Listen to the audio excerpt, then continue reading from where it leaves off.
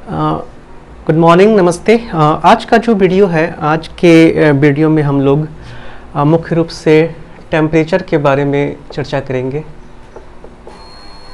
कि टेम्परेचर क्या होता है।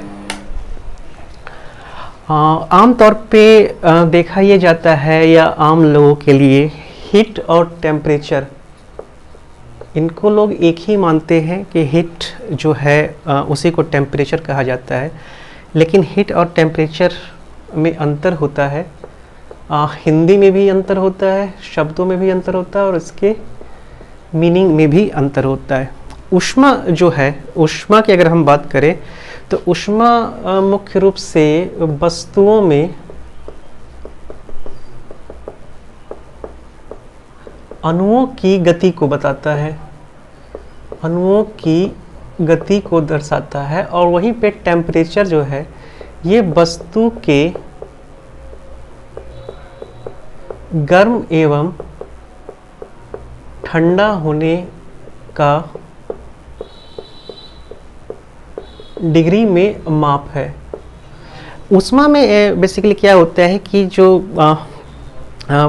पार्टिकल होते हैं, जो बॉडी होती है, उसमें अणु होती है, जो अणु होते हैं वो ट्रांसफ़र होते हैं। इसमें भी हालांकि तापमान का भी रोल होता है। तापमान जब ज़्यादा होगा तो अणु का जो ट्रांसफ़र होगा वो ज़्यादा होगा, और जब तापमान कम होगा तो जो अणु हैं उनका ट्रांसफ़र जो है वो कम होगा। तो ये बेसिकली टेम्परेचर और हीट में अंतर है। और अगर हम ट्रांसफ़र ऑफ हीट की बात करें, जाहिर है टेम्परेचर की बात करें, ट्रांसफ़र जो है तापमान का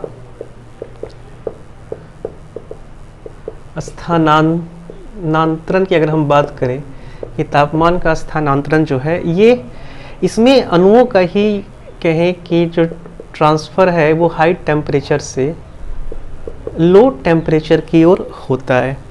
और ये जो तापमान का स्थानांतरण होता है ये मुख्य रूप से 4 तरीके से होता है, जिसमें कि पहले में आप चालन ले लें जिसको कि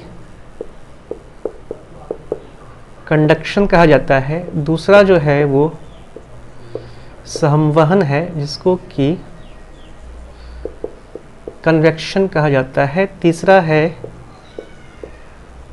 विकिरण जिसको कि रेडिएशन कहा जाता है। और चौथा है अभिवहन जिसको कि एडवेक्शन कहा जाता है। तो ये 4 जो टाइप हो गए, चालन, संवहन, विकिरण और अभिवहन, इसमें जो है हीट का ट्रांसफ़र होता है। और अगर हम कंडक्शन की बात करें कि चालन जो है वो कैसे होता है, तो चालन मुख्य रूप से होता क्या है कि एक वस्तु से दूसरे वस्तु में जो है वो ऊष्मा का स्थानांतरण होता है। हम पृथ्वी के रेस्पेक्ट में ही बात करें अगर, तो जैसे बताया कि एक वस्तु से दूसरे वस्तु के रूप में ऊष्मा का स्थानांतरण होता है। तो ये जो धरातल है, पृथ्वी का जो तल है, ये आपके सूरज से जो है शॉर्ट वेव आती है, ये गर्म होता है। और धरातल के ऊपर जो वायुमंडल है, जो बिल्कुल धरातल से सटा हुआ वायुमंडल है,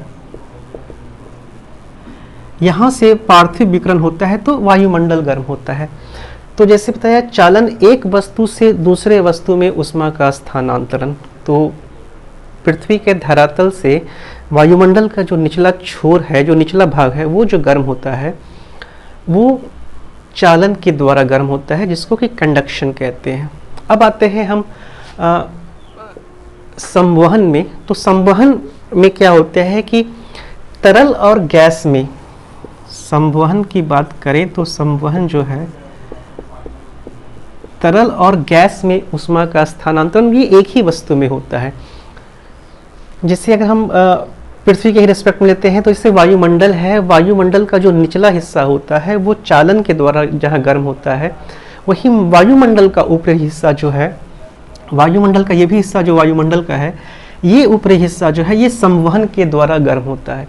तो ये होता क्या है कि जो नीचे से ऊष्मा निकला, तो ये जो नीचे का जो पार्ट है वो गर्म हुआ, जो वहाँ की हवा है गर्म होती है, गर्म होने के बाद उसका जो है डेंसिटी कम हो जाता है, घनत्व कम होने के कारण जो है वो हल्की होती है और वो ऊपर की ओर जाती है। तो संवहन बेसिकली एक ही पदार्थ में ऊष्मा का जो ट्रांसफ़र होता है। जैसे आप घर में पानी गर्म करते हैं तो आप ऐसा ही समझ लें कि जो पानी गर्म करते हैं, जो तो पानी का जो बर्तन होता है स्टील का, स्टील जो गर्म हुआ, स्टील से पानी का निचला हिस्सा जो गर्म हुआ वो चालन हुआ। अब पानी एक लेयर में है तो निचला हिस्सा जब गर्म हुआ तो फिर उसके जो अणु होते हैं वो ऊपर की ओर ट्रांसफ़र होते हैं, तो पानी का ऊपरी हिस्सा भी गर्म हो जाता है। तो ये जो होता है संवहन होता है, और संवहन जो है ये सिर्फ तरल और गैस में ही होता है, ये ठोस में नहीं होता है। अब आते हैं हम विकिरण पे, रेडिएशन क्या होता है। तो रेडिएशन जो है कोई भी वस्तु है उसमें संचार के माध्यम से वो गर्म होती है, उसको रेडिएशन कहा जाता है। जैसे पृथ्वी गर्म हो रही है तो पृथ्वी जो सूर्य से गर्म हो रही है तो वो रेडिएशन के द्वारा गर्म होती है, वहाँ चालन और संवहन काम नहीं आता है। हाँ, ये पूरा प्रोसेस जो होता है उसमें चालन, संवहन और विकिरण ये तीनों होते हैं। पृथ्वी सूर्य से जो रे आ रही है, किरण आ रही है, वो विकिरण के द्वारा ही जो पृथ्वी है वो गर्म होती है। और यही एक विकिरण ऐसा जो प्रोसेस है, वो प्रक्रिया है जिसमें किसी माध्यम की ज़रूरत नहीं होती है। ठीक है, ये निर्वात में भी जो है ये मूव हो सकती है और पृथ्वी इस तरीके से गर्म होती है। चौथा है अभिवहन। अभिवहन जो है वो ऊष्मा का क्षैतिज स्थानांतरण जो है, इसको अभिवहन कहा जाता है। यानी कि जैसे आप संवहन में देखें तो संवहन में धारा जो है ये वर्टिकल मूव करती है नीचे से ऊपर की ओर, और एडवेक्शन में जो धारा होती है वो इस तरीके से क्षैतिज मूव करती है।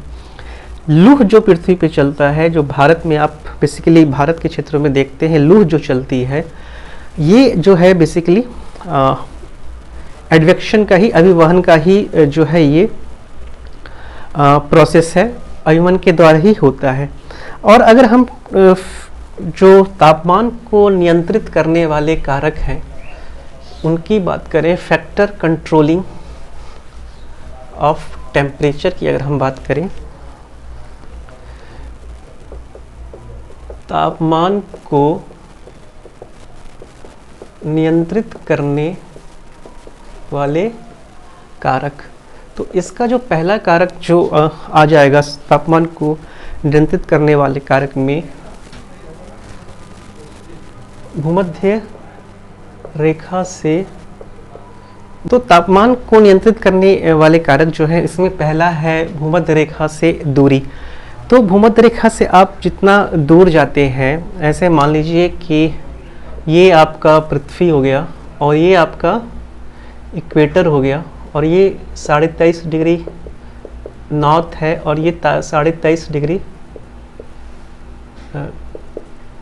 साउथ है।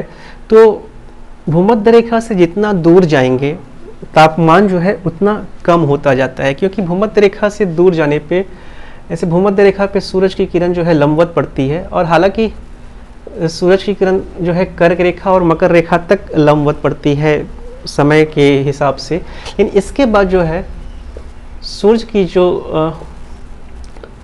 जैसे जैसे आप भूमध्य रेखा से दूर जाते हैं वैसे वैसे टेम्परेचर जो है वो कम होता जाता है, क्योंकि सूरज से इसमें किरण को जो है ज़्यादा डिस्टेंस ट्रेवल करना पड़ता है। तो इसके कारण जो है जितना आप दूर जाएंगे उतनी आपको तापमान में कमी मिलेगी। तो जैसे देखते हैं कि ध्रुवों का जो तापमान होता है वो कम होता है। अगर हम इसके दूसरे फैक्टर की बात करें तो समुद्र तल से ऊंचाई जो है, समुद्र तल से ऊंचाई ये भी तापमान को प्रभावित करता है। आप देखिए समुद्र तल से जितना ऊपर जाते हैं, समुद्र तल से जितना ऊपर जाते हैं टेम्परेचर में जो है उतनी कमी आती है। इसका कारण यही है, जैसे बताया कि जो पृथ्वी वायुमंडल जो गर्म होता है, वायुमंडल नीचे से गर्म होता है, तो जैसे इससे नीचे से ऊपर जाएंगे वैसे वैसे जो है टेम्परेचर घटता जाता है और ये जनरली माना जाता है कि 1000 मीटर ऊपर जाने पे जो टेम्परेचर है वो 6.5 डिग्री सेल्सियस कम होता है, या 165 मीटर ऊपर जाने पे 1 डिग्री सी तापमान कम होता है, जिसको कि नॉर्मल लैप्स रेट जो है ये कहा जाता है। तो ये जो 2 कारण हो गए। और तीसरा कारण जो आपका है तापमान को नियंत्रित करने वाले कारक में, तीसरा आपका कारक है समुद्र से दूरी। देखिए समंदर क्या होता है कि समंदर देर से गर्म होता है और देर से ठंडा होता है स्थल के मुकाबले। अब मान लीजिए कि जैसे आप ये भारत का पोर्शन देख रहे हैं, ये भारत है, तो ये जो समंदर का एरिया है, समंदर का एरिया ये देर से गर्म होता है और देर से ठंडा होता है स्थल भाग के मुकाबले। इस कारण से जो समंदर के पास का जो क्षेत्र है, यहाँ पे जो तापमान का अंतर होता है, दिन में कहें, रात में कहें, या जाड़े में कहें या गर्मी में कहें, तो तापांतर यहाँ कम होता है, समुद्र के पास कम होता है। और समंदर से जितना दूर जाएंगे उतना तापांतर जो है बढ़ता जाएगा, यानी गर्मी में काफ़ी गर्मी हो जाएगी, जाड़े में काफ़ी ठंड पड़ेगी। यही दिन और रात का में भी यही गेम या खेल कह सकते हैं ये होता है। तो समंदर से जितना दूर जाते हैं उतना तापमान में कमी मिलती जाती है। और अगली जो है समंदर से दूरी के बाद जो है समुद्री धाराएं भी जो है वो तापमान में बहुत प्रभाव डालती हैं। जैसे आप मान लें कि ये अफ्रीका है और ये साउथ अफ्रीका का पार्ट है। तो यहाँ पे जो है और यहाँ पे ठंडी धारा बहती है, और यहाँ पे जो है मोजाम्बिक की धारा है जो गर्म है।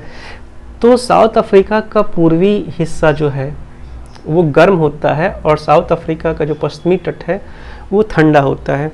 तो समुद्र की धाराएं भी इस पे तापमान पे प्रभाव डालती हैं। अगर गर्म धारा बह रही है तो वहाँ का तापमान जो है वो गर्म होगा, और हवा अगर धाराएं ठंडी बह रही हैं तो वहाँ का जो तापमान है वो ठंडा होगा। इसके अलावा अगर आप बात करें तो प्रचलित पवनें चलती हैं, वो पवनों की जो प्रकृति होती है उसके हिसाब से भी तापमान पे असर पड़ता है। जैसे भारत में ही देख ले, भारत में लू जब चलती है तो लू जो है भारत के तापमान को जो है वो बढ़ा देती है। तो ये कुछ जो है वो तापमान को नियंत्रित करने वाले कारक हैं। उम्मीद करता हूँ ये वीडियो आपको पसंद आया होगा। धन्यवाद।